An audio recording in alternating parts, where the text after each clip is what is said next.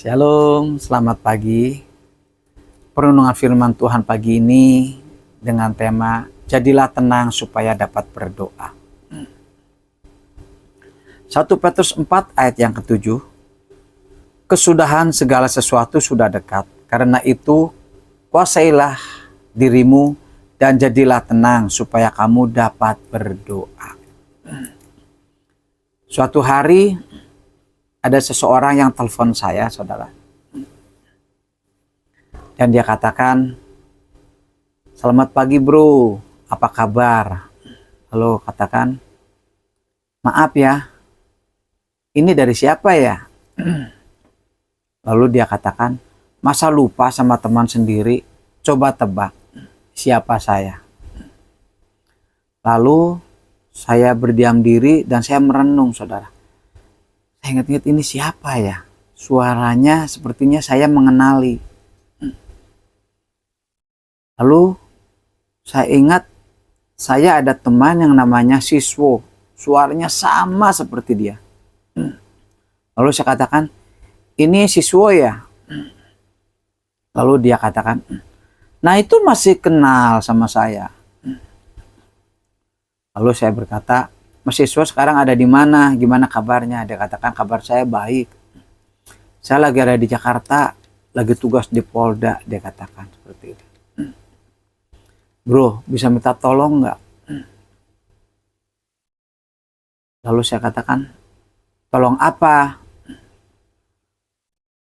"Tolong transfer saya lagi butuh dana."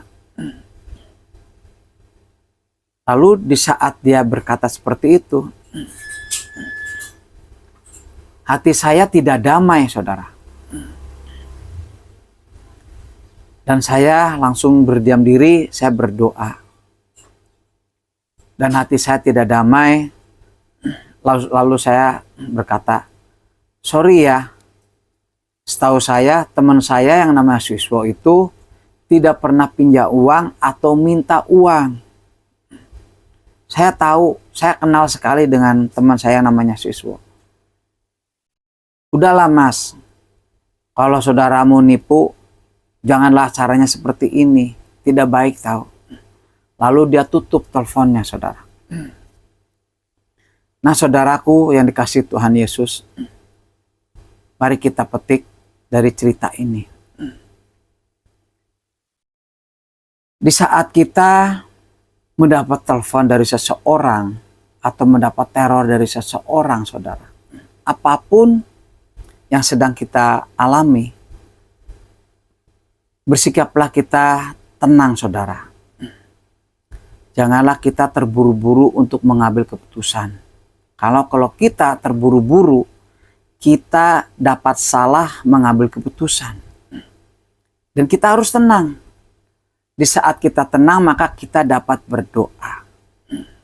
Dan puji Tuhan, tadi saya tidak tertipu, saudara. Karena Roh Kudus memberikan hati saya tidak damai, bahwa itu kalau sesuatu yang tidak damai itu bukan dari Tuhan. Kalau memang itu damai, itu dari Tuhan, Tuhan izinkan. Mari saudara, kita belajar agar kita dapat mengendalikan sesuatu apapun yang sedang kita alami, saudara. Supaya kita dapat tenang, kita dapat berdoa, dan Roh Kudus dapat bekerja dalam kehidupan kita.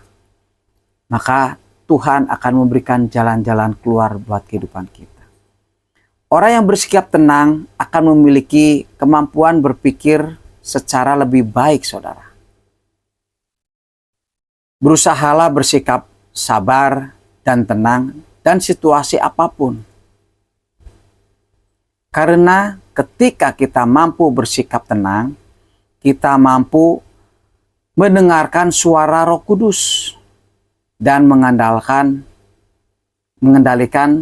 pikiran kita, saudara.